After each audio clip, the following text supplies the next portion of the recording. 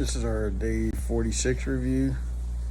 Um, Left Montrose Friday morning. Got away about 9:30. I was trying to call the court, and I can't remember the name of that place. Manila, Utah, middle of nowhere, and they're only open from 9 to 11, so it's hard to get a hold of them.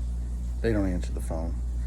They just expect you to go to their website and take care of things, but that's kind of frustrating because not everything can be taken care of on their website, and they even say so in the big, huge, long, detailed message they make you listen to if you call them and they don't answer the phone. So anyway, we got away, went out US 50 heading east towards Cimarron, and I don't know how far out we were. There's, if you head east, it's wiggly. And we went out, did Black Canyon, the Gunnison, rode down into the east portal, which is really, really steep. It's been repaved, so it's actually really nice compared to when I last did it.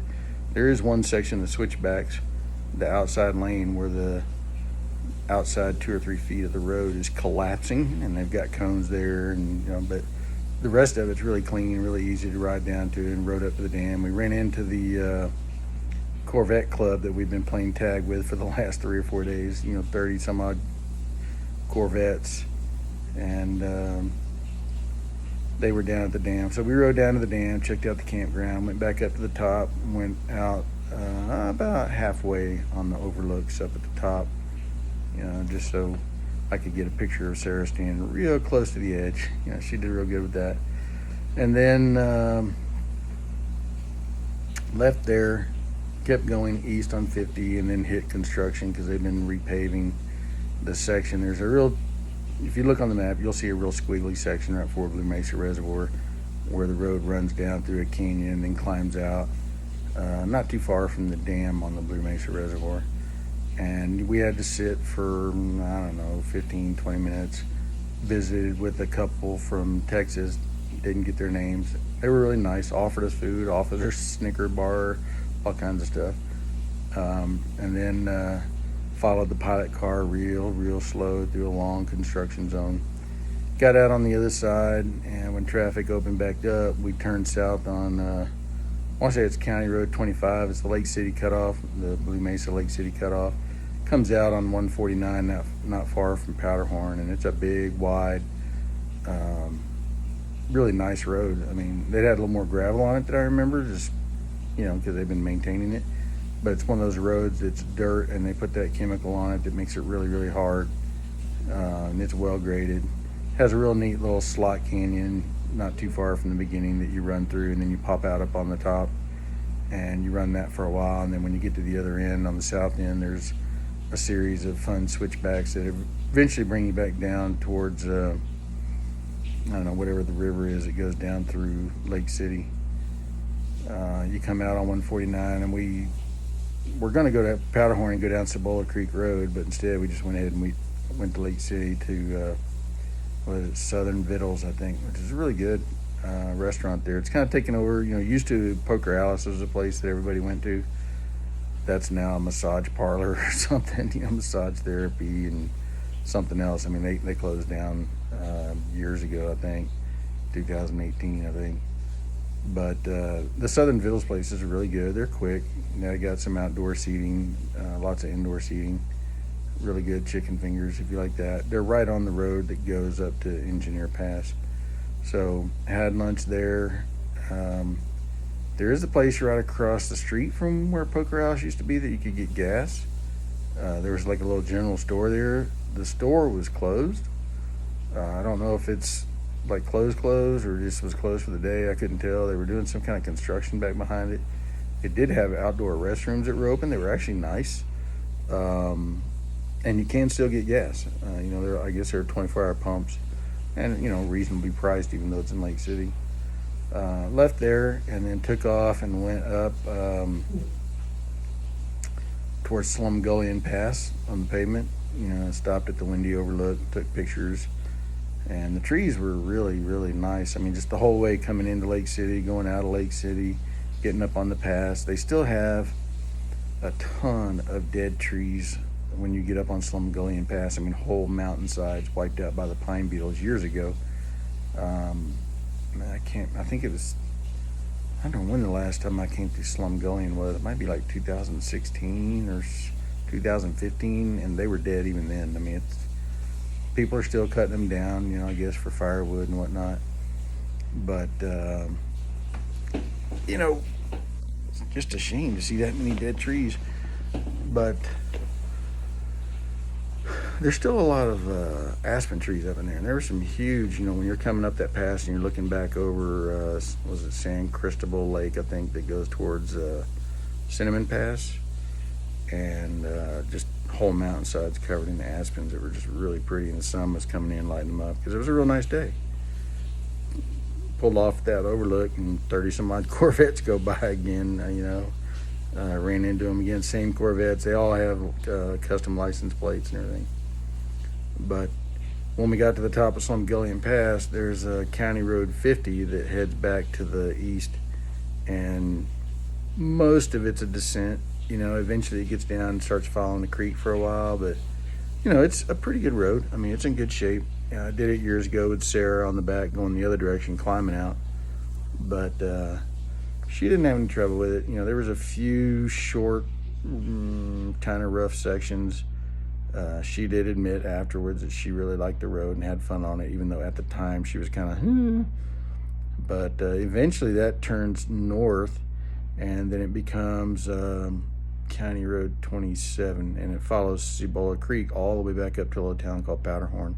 And it's just beautiful, following these canyons, huge cliffs, and then it starts to open up, and there's big hay pastures and stuff, and eventually it comes back out on 149. And I planned on going back up 25 on the Lake City cutoff to get to the dam, because I want to cross the dam to 92, but Sarah really didn't want to ride dirt anymore, and we were getting tired, so it was getting late in the day. So we just went ahead and ran 149 up to 50 and came out there on the end of the Blue Mesa Reservoir where you cross over a bridge, and then we ran 50 back to the west to the dam, and then crossed over the dam.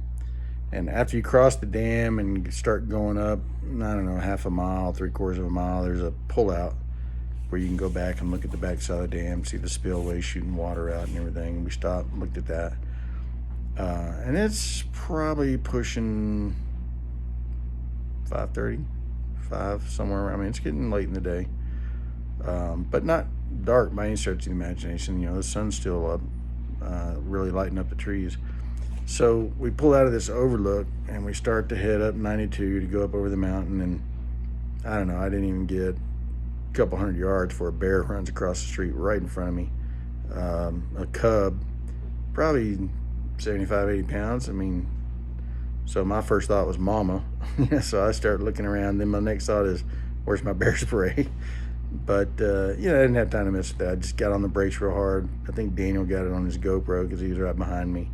And the bear was moving pretty fast. It scooted across the road, got into the weeds, and was up the hillside and out of view quick. I mean, there was no stopping and getting pictures, but I really wasn't thinking about stopping.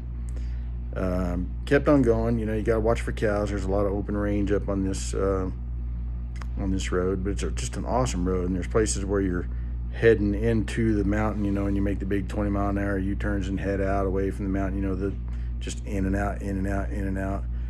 And the aspen trees were incredible. I took way too many pictures, but after a while, it's just like, look, more yellow trees, more yellow trees, more orange and red trees.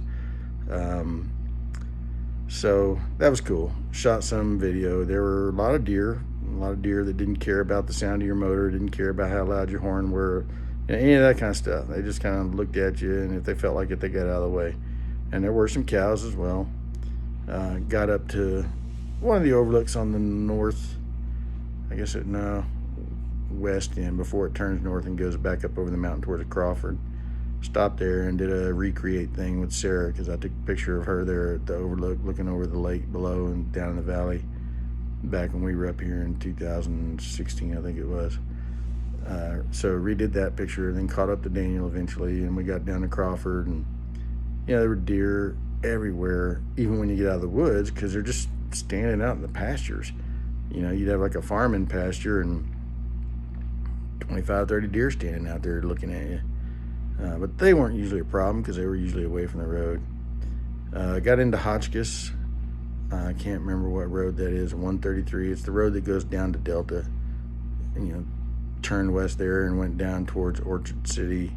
Got on 65, which is how you get back up over the Grand Mesa, and stopped in Cedar Edge and got to the hotel about 7:45, 7:30, something like that. It was actually a pretty nice place. It was a Stay Wise Inn, which I've never stayed in before, and I don't want to say it was 150, 160 bucks a night for a nice double queen room. Fantastic hot tub. Sarah neglected to use. Daniel and I enjoyed it. They had a nice pool. They have a full breakfast. They have a lady there that'll make you whatever kind of omelet you want to make. That was kind of cool. And then they have all the standard continental type stuff as well. And yeah, just a cool place to stay. We got there kind of late, so I was kind of concerned that we might not be able to find a place open to eat based on experience in other towns. And the lady there at the front desk was like, no, there's a place called, was it Lost Mesa Grill, I think it was, just up the road a block or two. So we just went ahead and rode the bikes up there before we even got out of our gear. And it turned out it was really good. Pulled pork was really good. Daniel got a burger, it was good. Their fries were fantastic. Tater tots were fantastic, which I got those just on a whim. I don't normally get them, but they were really good. I've been told their 4-layer chocolate cake is fantastic, but didn't try that. Just went back to the hotel and jumped in the hot tub before they closed that down. So it was a really awesome day of riding. The trees are fantastic right now. Some of them are already losing all their leaves. Sometimes you're going through these corners and the sunlight's coming in and there's all these little yellow and orange and red leaves blowing across the road in front of you like rain, and they're on the road being kicked up by anybody in front of you. They're coming through the leaves that are still on the trees, just making everything glow. And some of the trees haven't even started to change. That's what's crazy. There's big patches of green aspen that don't have a yellow leaf on them. So I imagine it'll still be going for a while. And then you can look off in the distance and see other mountains, and they have about a couple 1,000-foot tall band of trees, because most of the time the aspens don't show up till around, over 7,000, 8,000 feet, and go to maybe 10, 11 sometimes. So it's kind of cool. You just see these mountains that extend for miles, and they have these bands of just yellow and red and orange just going all across the top of them, or sometimes isolated patches. But really neat, and coming down towards Crawford, just really awesome views. So another great day, fun day of riding. Tomorrow we're going to go back over the Grand Mesa and through Grand Junction, and then head to Moab for a couple days, and then we'll start working our way probably south on 191 and just head back down towards Four Corners and pick up the truck and head home. So wrapping it up, gonna try and rent a Jeep or a side-by-side in Moab if we can, if they're not outrageously expensive. So that's it for today. We'll let you know how it goes tomorrow. Bye.